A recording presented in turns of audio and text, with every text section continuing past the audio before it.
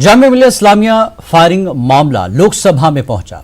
MIM सदर असद अवैसी ने मामला पूरे शद्दोमत के साथ उठाया। अवैसी ने कहा कि हम जामिया के तलबा के साथ हैं। यह हुकूमत तलबा पर जुल्म कर रही है, लाठियां बरसाई जा रही हैं, गोलियां चलाई जा रही हैं। क्या कहा, ये देखते हैं असद अवैसी ने। मैं आपके जरिए से हुकूमत को बताना चाह रहा हूं कि हम तमाम जामिया के बच्चों के साथ हैं। ये हुकूमत जुल्म कर रही है बच्चों पर। क्या ये जानते हैं कि एक बच्चे की आंख चले गई, बेटियों को मारा गया, शर्म नहीं है इनको? बच्चों को मार रहे, गोलियां मार रहे। असदुद्दीन अवैसी ने कहा कि मुल्क में अक़लियतों पर हमलों का सिलसिला नहीं रुकेगा। ये हमले मनसूबाबंद तरीके से किए जा रहे हैं। उन्होंने इल्जाम लगाया कि हमलावरों को सरकारी सरपरस्ती हासिल है। काबीना वजीर और उत्तर प्रदेश के सीएम गोली मारने की बात कर रहे हैं।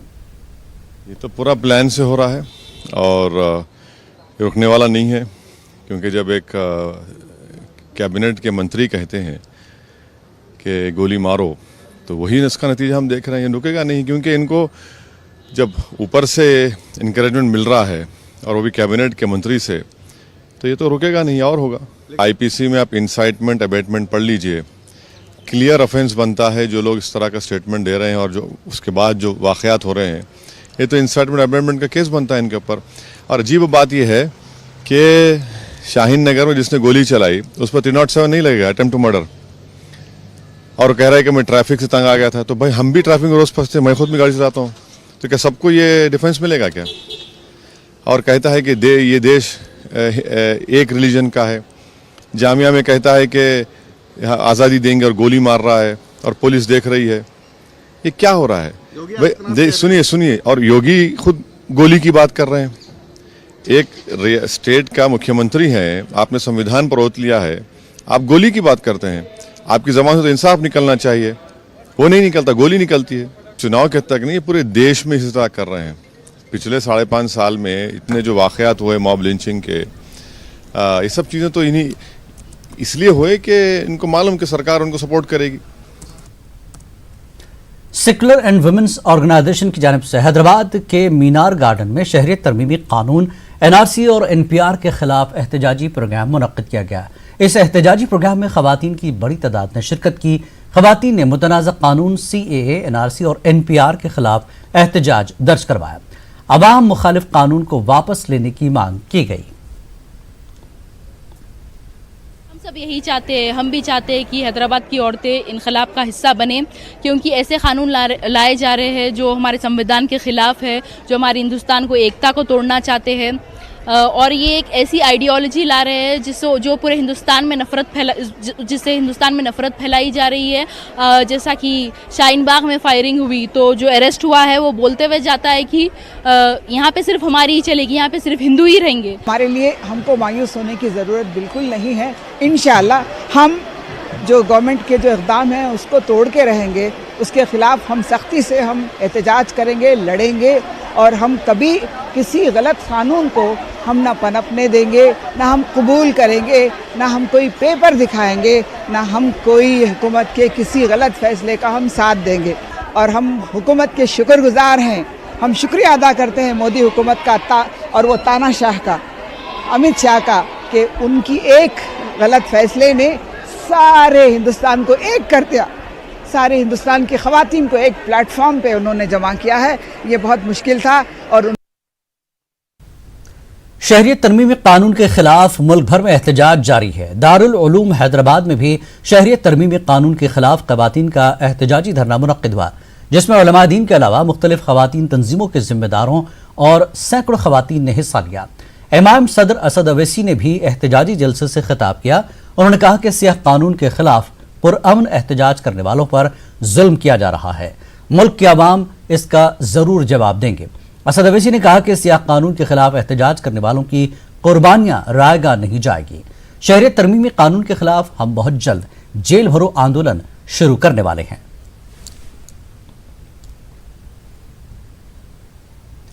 जमात इस्लामी हिंद हैदराबाद की जानिब से जामिया दारुल हुदा पहाड़ी शरीफ में सेमाही इज्तिमा मुनक्किद हुआ, जिसमें दिल्ली से आए मेहमान खुसूसी रवि नायर के अलावा खवातीन और मुख्तलिफ मज़ाहिब के लोगों ने हिस्सा लिया।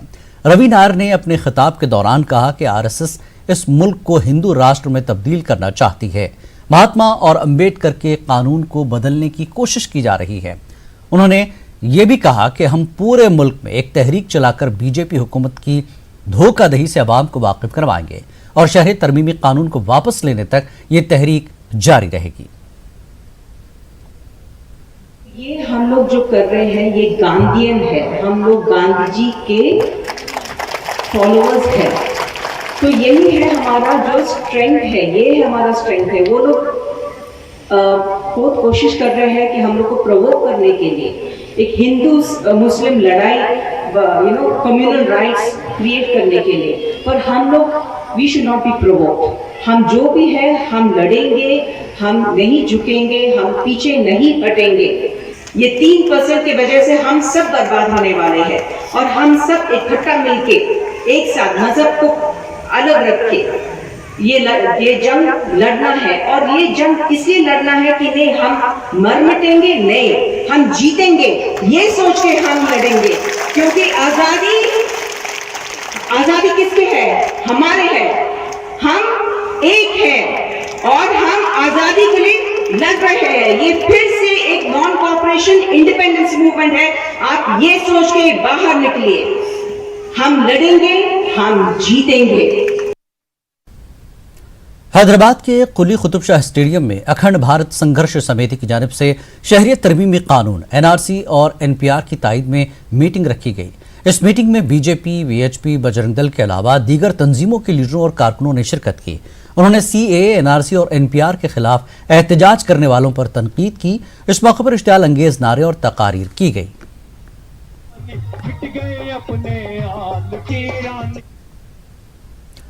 सिकंदराबाद के गांधी अस्पताल में कोरोना वायरस की जांच के सेंटर का आगाज हुआ है। रियासती वजीर सेहत ई राजेंद्र ने जांच सेंटर का इफ्तिताह किया। इस दौरान उन्होंने गांधी अस्पताल के वायरोलॉजी लैब यूनिट का भी जायजा लिया। मीडिया से बात करते हुए उन्होंने कहा कि दुनिया भर में कोरोना वायरस से सनसनी मची हुई है। कोरोना वायरस से निपटने के लिए तमाम तरह इक़दाम कर लिए गए हैं। इस वायरस की जांच के लिए किट और अमला 24 घंटे दस्तयाब रहेगा। और अब बात AP तेलंगाना में मुस्लिम रिजर्वेशन की।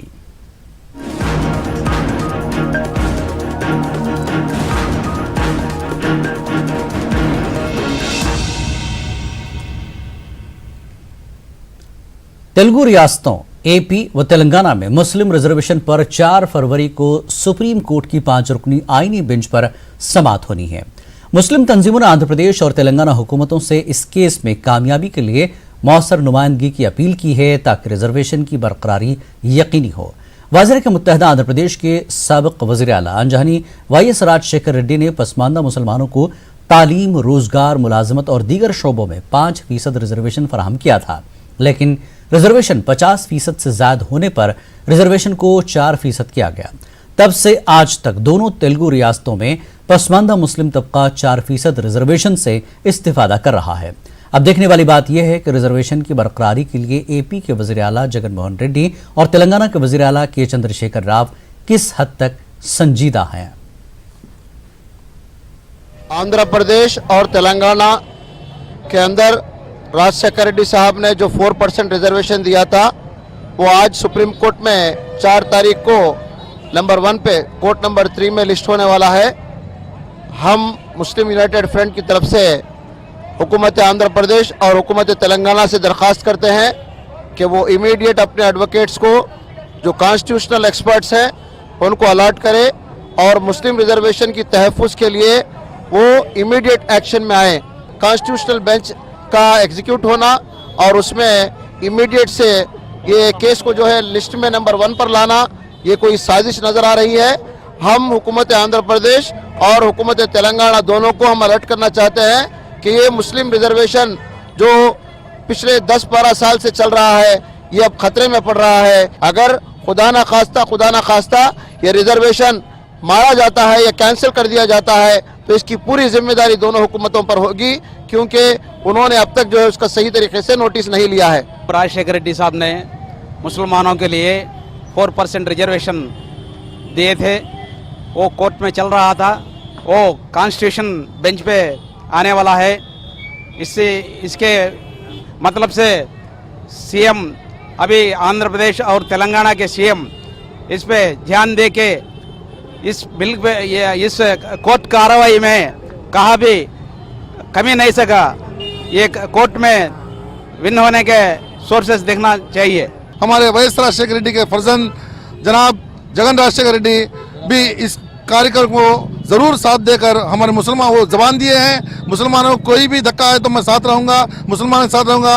इंशाल्लाह मैं उम्मीद करता हूं हमारे वैएस राजशेखर रेड्डी के फर्जंद साहब है और हमारे तेलंगाना के चीफ मिनिस्टर साहब, इन दोनों हमदर्द बनकर हमारा ये रिजर्वेशन अगर जो फेल होगा तो भी दिल खोल कर उसको फाइट करके आगे लाते बल्कि उम्मीद करते हुए मैं इस बात को रखता हूँ। वैएस राजशेखर रेड्डी साहब की भरपूर कोशिशों के बाद जो 4% रिजर्वेशन मुसलमानों को अता किया गया, पूरी मुस्लिम कौम उसके ऊपर उम्मीद करते हुए दुआएं कर रही है कि फिर वैएस राजशेखर रेड्डी की हुकूमत आ जाए। इसी मोहब्बत में जगन मोहन रेड्डी को हम फिर वापस इख्तिदार में ला चुके हैं। अगर उनका इख्तिदार बाकी रहना चाहे तो हमारा 4% रिजर्वेशन फाइट करके किसी भी तरह रोकने की हम उम्मीद और गुजारिश करते हैं। साबिक रुकन assembly Kurnool M A Gafoor ने मुस्लिम रिजर्वेशन मामले पर एपी हुकूमत को संजीदगी से इक़दाम करने की मांग की है। उन्होंने कहा कि रिजर्वेशन को बरकरार रखना जगन हुकूमत की जिम्मेदारी है। उन्होंने वज़ीर आला से इस मामले पर खुसूसी तवज्जो देने की अपील की। एडवोकेट को रखने की ज़रूरत है। अब उन्होंने कैपिटल रीजन का जो बिल है उसके ऊपर मोहित कौन रोहतगी को रखे हैं तो उसको 5 करोड़ रुपए फीस दे के रखें, अच्छी बात है। मगर मैं बोलता हूँ एक वकील नहीं, अगर चाहे तो 3-4 वकीलों को रखने की ज़रूरत है। बड़े से बड़े वकलात को रखकर तंजीमों की तरफ से, गवर्नमेंट की तरफ से किसी हालत में 4% को बरकरार रखने की कोशिश हुकूमत आंध्र प्रदेश करने की ज़रूरत है। 4% बचाना, 4% किसी हालत में अगर ज़रूरत पड़े तो शेड्यूल 9 में इंट्रोड्यूस करवाने की कोशिश भी करना, क्योंकि कोई अदालत में उसको अपील नहीं कर सकते हैं। तो हुकूमत आंध्र प्रदेश के ऊपर ये बोझ है। मैं अर्ज़ कर रहा हूँ हुकूमत आंध्र प्रदेश को कि आपकी ज़िम्मेदारी है, आपके ऊपर भरोसा है, आप इसको एहतियातन कार्रवाई करो, फौरी कार्रवाई करो। अच्छे से अच्छे वकलात को, एक वकील नहीं 2-3 वकील को रख के ये केस लड़ो बोल के मैं दरख्वास्त कर रहा हूँ। करनूल के रुकन असम्बली हफीज खान ने कहा कि जगन हुकूमत की जानिब से पसमानदा मुस्लिम तबके को 4% रिजर्वेशन बरकरार रखने के लिए हर मुमकिन कोशिश की जा रही है। उन्होंने यकीन जाहिर किया कि मुस्लिम अक़लियतों को कोई नुकसान नहीं होगा। तहफ़्फ़ुज़ात पर किस तरीके की जो है हुकूमत आंध्र प्रदेश कार्रवाई करेगी? सर, कल जो हियरिंग है 4% रिजर्वेशन को लेकर के आपकी गवर्नमेंट क्या करने जा रही है? 4% रिजर्वेशन मरहूम डॉक्टर वैएस राजशेखर रेड्डी साहब हमारे को आंध्र प्रदेश स्टेट में दिए थे। उसका केस सुप्रीम कोर्ट में चल रहा। उस ज़माने से लेकर अब तक भी जो है आंध्र प्रदेश स्टेट रिप्रेजेंट कर रही एंड हम आगे भी चलकर जो है 4% रिजर्वेशन को बचाने की वास्ते जो भी स्टेप्स लेना है वो पूरे के पूरे गवर्नमेंट लेंगी।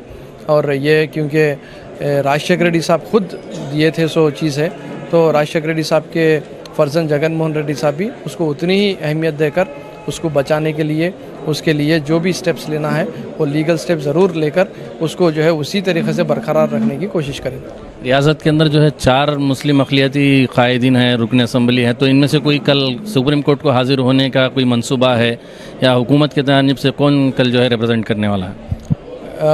एडवोकेट्स जो स्टेट के हैं वही अभी तक तो जाएंगे। अभी तक तो मेरे को उसके बारे में इंफॉर्मेशन नहीं है, मगर डिप्टी सीएम साहब से बात करके उसके बारे में भी ज़रूर जो है एक डिसीजन लेंगे। आंध्र प्रदेश के नायब वज़ीर आला ने कहा कि एपी हुकूमत 4% मुस्लिम रिजर्वेशन की बरकरारी के लिए संजीदा है। सुप्रीम कोर्ट में पैरवी के लिए हुकूमत की जानिब से 3 सीनियर वकला की खिदमात ली गई है। उन्होंने कहा कि रिजर्वेशन को बचाना हुकूमत की जिम्मेदारी है। नायब वज़ीर आला ने कहा कि मुसलमान रिजर्वेशन मामले पर खौफजदा होने की ज़रूरत नहीं।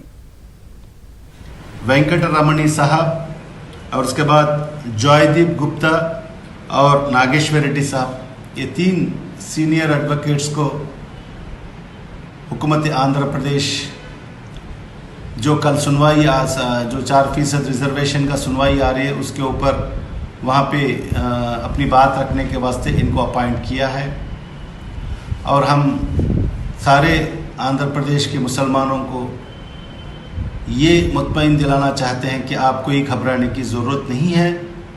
ये रिजर्वेशंस हमारे हर दिल अजीज़ मरहूम डॉक्टर वाईएस राजशेखर रेड्डी साहब ने अक़लियतों के पिछड़ेपन को देखते हुए ये रिजर्वेशन दिया है।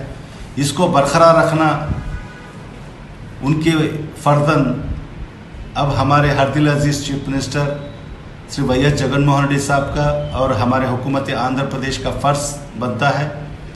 हम इसको हर इम्कान इसके लिए हम कोशिश करेंगे कि ये रिजर्वेशन बरकरार रहे। सदर तेलंगाना जमीयत उलमा हिंद हाफिज पीर शब्बीर अहमद ने तवक्को ज़ाहिर की कि सुप्रीम कोर्ट में 4% रिजर्वेशन मामले पर उन्हें कामयाबी हासिल होगी। उन्होंने बताया कि जमीयत उलमा के वकील राजीव धवन इस केस की पैरवी कर रहे हैं। उन्होंने रिजर्वेशन मामले में कामयाबी के लिए दुआ करने की अपील की।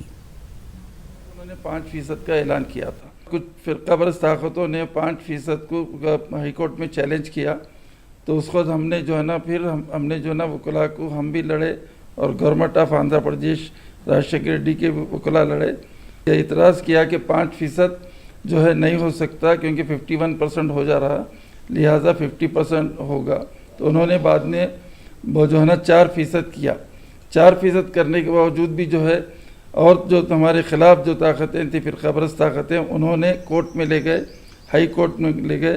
तो हमारे वकला शकील अहमद सैयद साहब, अनूपजा चौधरी जो दिल्ली के बड़े वकला में से थे सुप्रीम कोर्ट के, उन्होंने लड़ा, हाई कोर्ट के अंदर लड़ा और हाई कोर्ट के फिर जो है ना उसके बाद ये हुआ कि हमारे राजशेखर रेड्डी साहब का जो ना एक्सीडेंट हो गया, वो चले गए।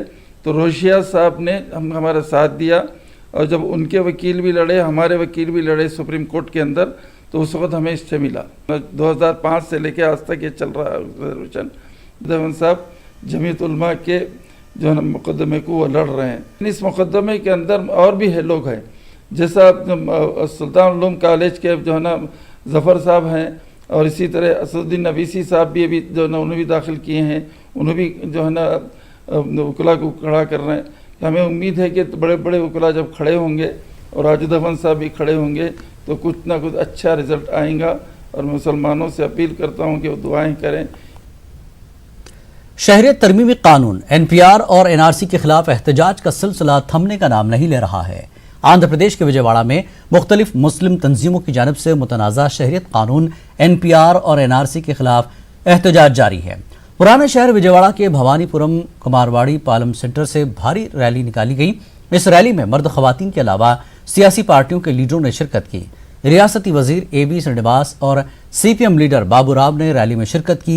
AB श्रीनिवास ने कहा कि जगनमोहन रेड्डी हुकूमत अक़लियतों के साथ है। इस मौके पर CAA, NRC और NPR के खिलाफ नारे लगाए गए और रियासती हुकूमत से असेंबली में करारदाद मंजूर करने की अपील की गई।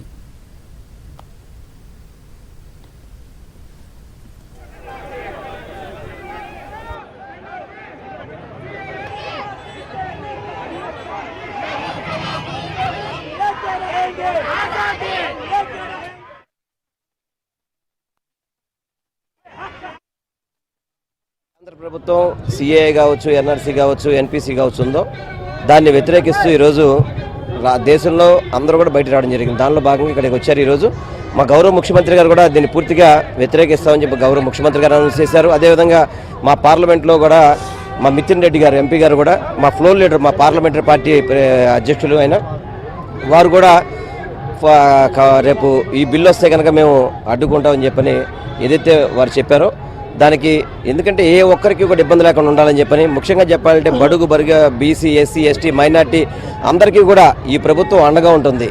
ముఖ్యమంత్రిగా జగన్మోహన్ రెడ్డి గారు ముఖ్యమంత్రి అయ్యాక మొట్టమొదటిగా 50% రిజర్వేషన్ కల్పిస్తూ చట్టం చేసిన వ్యక్తి. అటువంటి వాళ్ళకి ఎవరికి ఇబ్బంది వచ్చినా కానీ ఈ ప్రభుత్వం వాళ్ళ సైడే ఉంటుందని కూడా మేము తెలియపరచుకుంటూ ఈరోజు ఈ ర్యాలీలో ఇంతమంది వచ్చిన నా సోదరులు అందరికీ కూడా CAA, NPRలకు వ్యతిరేకంగా జరుగుతున్న ఉద్యమంలో మంత్రి గారు వెల్లంపల్లి శ్రీనివాస్ గారు కూడా పాల్గొనడం చాలా సంతోషకరం.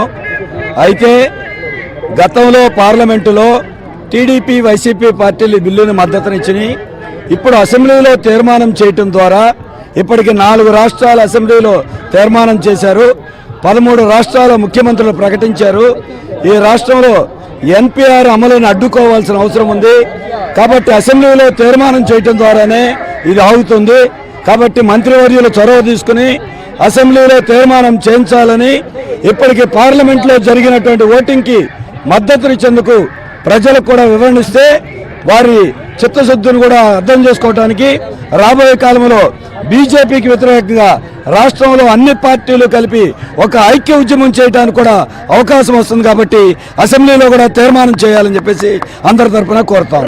जालिमाना कानून बना है CAA, NPR और ये कानून के वापसी की तरफ हम लोग मांग कर रहे हैं और ये मांग के वास्ते हम लोग पूरे आज मुस्लिम खवातीन रोड के ऊपर आ चुके हैं। दिल्ली से लेकर हर गली तक हर जगह शाहीन बाग के नाम के ऊपर हर जगह प्रोटेस्ट चल रहे हैं। प्रोटेस्ट बहुत बड़े पैमाने के ऊपर चल रहे हैं, उसके बावजूद गवर्नमेंट कोई भी किस्म का एक्शन नहीं ले रही और ये एक्ट को वापस भी नहीं लिया जा रहा है। और ये जहाँ पे हिंदुस्तान जो गांधी जी पैदा हुआ का मुल्क है और अहिंसावाद के रास्ते के ऊपर चलते हुए यहाँ पे आज़ादी हासिल करें, हम हिंदुस्तान की आज़ादी हासिल करें, वैसे मुल्क के अंदर JNU के स्टूडेंट्स के ऊपर फायरिंग हुई है। और जहाँ पे प्रोटेस्ट करना हिंदुस्तान का हर हिंदुस्तान का पहला हक है, उसके ऊपर की भी शाहीन बाग के अंदर जो खामोश बैठ के औरतें उनके ऊपर भी फायरिंग की गई है। जबकि प्रोटेस्ट हमारा पीसफुल है और आर्टिकल 14 और 15 जिसके अंदर कोई भी मजहब के मानने वाले रहो हर एक को बराबरी के हुकूक मिले जाते हैं, वैसे इसके अंदर आज हमारे ऊपर वो कानून के अंदर जो दस्तूर है, दस्तूर हिंद के अंदर मदाखलत की जा रही है। ऑलरेडी ये एक्ट आने के बाद क्या होने वाला है उसका हाल हम आसाम स्टेट के अंदर देख चुके हैं।